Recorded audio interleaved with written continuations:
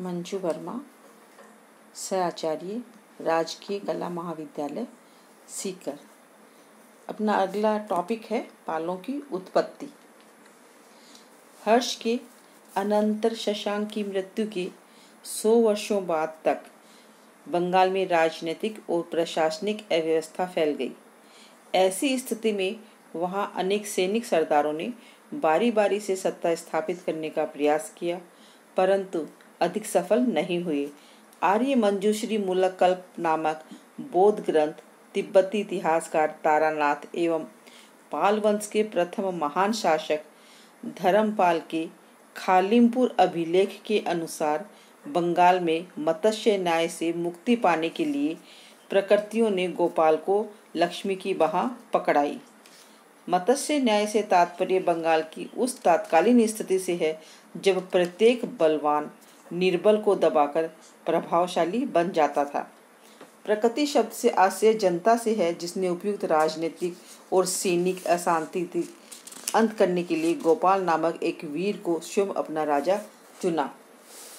खलीमपुर ताम्रपत्र से पता चलता है कि गोपाल के हाथों में लोगों ने सत्ता सौंप दी ताकि वहां फैला मत्स्य न्याय समाप्त हो सके।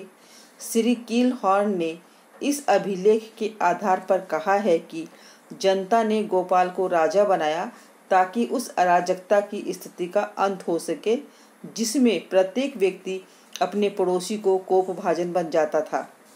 श्री आर.सी. मजूमदार ने इस घटना की प्रशंसा करते हुए लिखा है कि दीर्घ समय तक अनेक यातनाएं सहने के कारण लोगों में राजनीतिक चेतना तथा आत्मत्याग की ऐसी भावना विकसित हुई जो बंगाल के इतिहास में अनुपम है।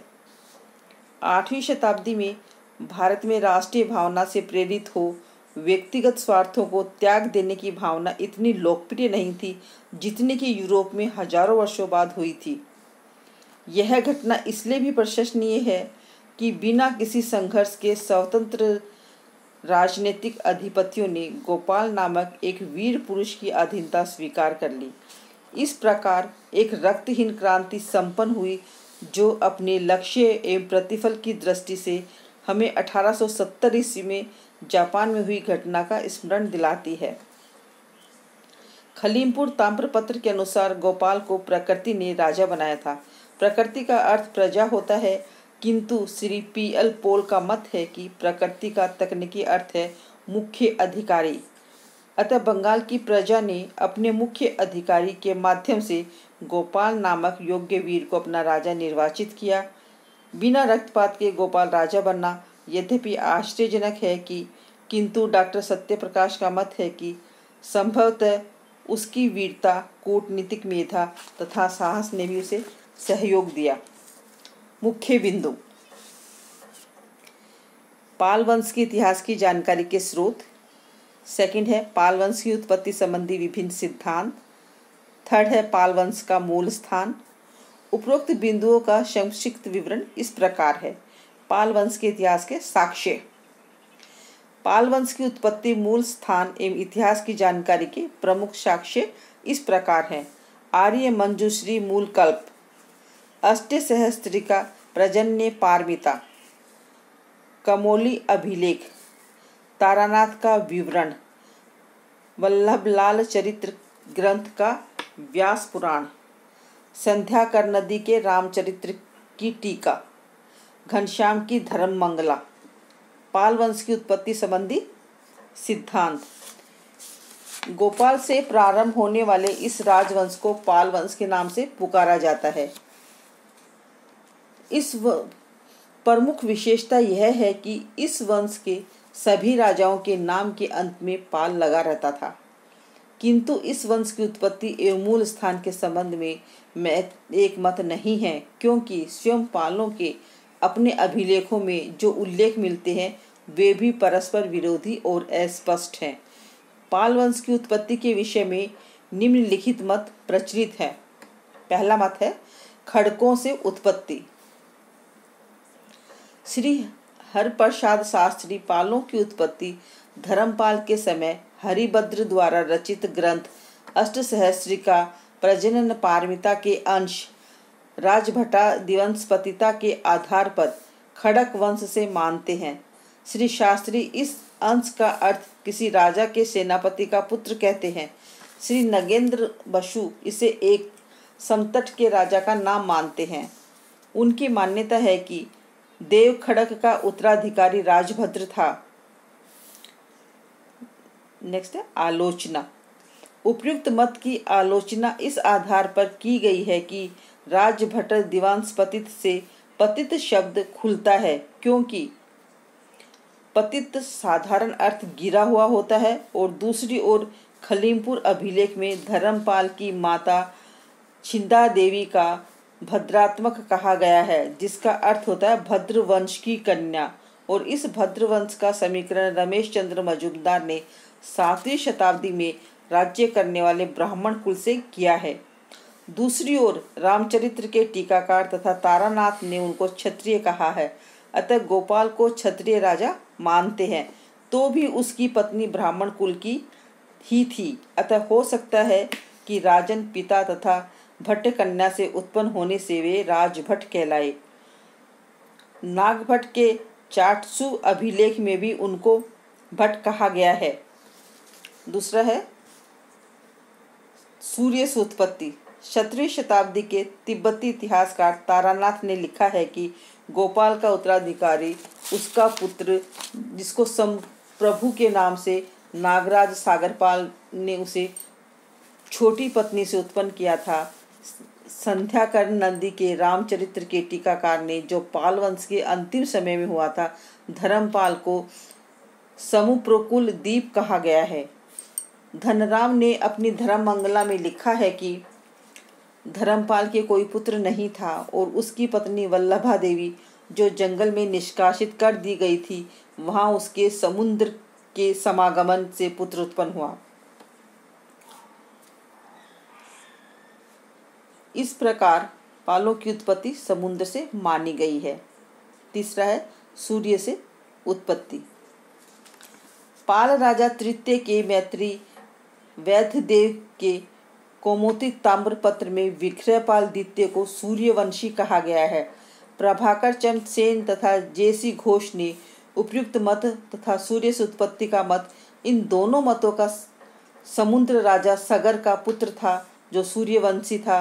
रमेश चंद्र मजुमदार इन सब को बेवकूफ़ी की कथाएं मानते हैं, पर यह तो निश्चित है कि पाल समुद्र के तट पर रहने वाले थे।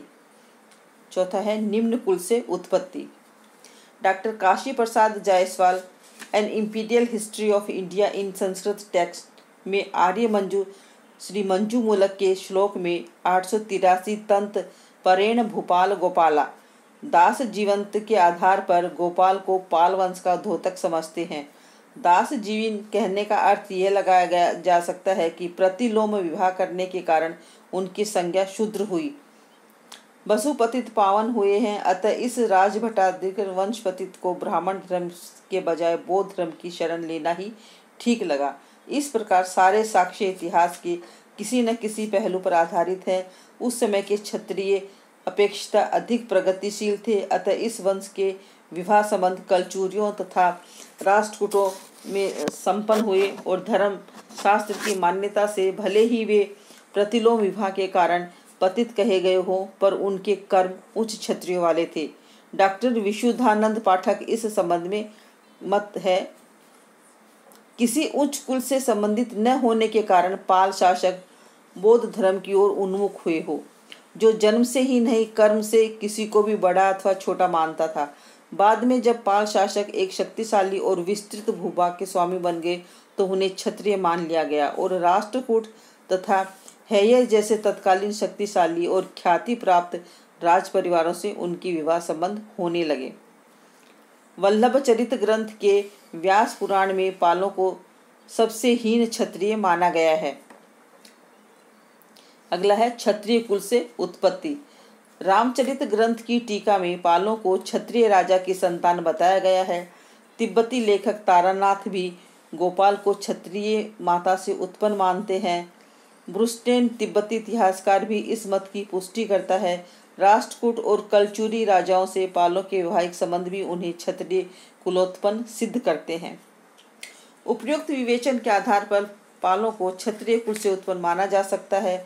आरसी मजूमदार का कथन है कि पालों के अभिलेखों में उनकी जाति और उत्पत्ति के विषय में कोई उल्लेख न होने के कारण संभवतः ये है कि वे बौद्ध धर्मावलंबी थे और वे ब्राह्मण परंपरा तथा रीति रिवाजों को मानने की चिंता नहीं करते थे। डॉक्टर मनराल और डॉक्टर मित्तल तथा डॉक्टर सत्यप्रकाश का भी यही मत है कि पाल क्षत्रियों से उत्पन्न थे, किंतु बौद्ध होने के कारण वे अपनी उत्पत्ति का उल्लेख अपने अभिलेखों में नहीं करते थे। नेक्स्ट है पालों का मूल स्थान। पालों के अधिकांश आरंभिक ताम्रपत्र मगध से प्राप्त हुए हैं, अतः यह अनुमान लगाया जा सकता है कि पालों का मूल स्थान मगध था और बाद में उन्होंने बंगाल पर विजय प्राप्त की। संध्याकर नंदी ने अपने ग्रंथ रामपाल चरित्र में पालों को जनकंभू यानी पितृभूमि, वारेंद्र यानी उत्तरी बंगाल बतलाई है। वैद्यदेव के कमोली अभिलेख से विदित होता है कि रामपाल ने केवेंत्रो पर विजय प्राप्त कर अपनी जनकंभू पर पुनः अधिकार कर लिया। ग्वालियर अभिलेख में नागभट्ट द्वितीय के शत्रु को बंगपति कहा गया है। बंग बंगाल के पूर्वी तथा दक्षिण भाग का नाम था। तारानाथ ने दोनों मतों का सामंजस्य बिठा दिया है। उनके अनुसार गोपाल पुंडवर्धन उत्तरी बंगाल से उत्पन्न हुआ था, परंतु वह बंगाल यानी दक्षिणी पूर्वी समुद्र तटीय बंगाल का राजा चुना गया। इस प्रकार ये निष्कर्ष निकाला जा सकता है कि उत्तरी बंगाल के रहने वाले थे। फिर दक्षिणी पूर्व में प्रथम बार पहले व्यक्ति का राज्याभिषेक हुआ और तदंतर गौड़ भी उन्हीं के राज्य में आ जाने से वे गौड़ नरेश्वी कहलाने लगे। यह भी तथ्य है कि भोज प्रतिहारों को ग्वालियर प्रशस्ति में वत्सराज का भंडी कुल को परास्त कर साम्राज्य प्राप्त करना लिखा है, जो हाथियों के प्रकार के कारण दुर्जय था। इस भंडी का समीकरण रमेश चंद्र मजूमदार ने भी भट्टी कुल से किया है, परंतु पश्चिमी राजस्थान के भट्टी कुल के पास न हाथियों का प्रकार होना संभव था, न उनका जानकर साम्राज्य प्राप्त करना। भंडी का संस्कृत में अर्थ लहर या आली यानी बांध होता है, अतः समुद्र की लहरों को रोकने के लिए आली बनाए जाने वाले बंग देश के दक्षिण पूर्व के समुद्री किनारे के प्रदेश के राजाओं के लिए यह प्रयोग में आता है और वास्तव में भंडी तथा आली समानार्थक पद हैं। बंग के आली पद को जोड़कर बंगाल शब्द बना है, अतः बंगाल के पालों के लिए यह उपयुक्त प्रतीत होता है, क्योंकि बंग के भंडी अथवा आली वाले प्रदेश के ही सर्वप्रथम राजा बने थे और इनके पास हाथियों का प्रकार होने से दुर्जय भी थे। इनको जीतकर ये वत्सराज ने साम्राज्य प्राप्त किया था। यह साम्राज्य पद न तो भट्टियों को जीतने में मिल सकता था, न कन्नौज को। इसके अतिरिक्त पालों को जीतने का राष्ट्रकूट अभिलेख में साक्ष्य भी मिलता है।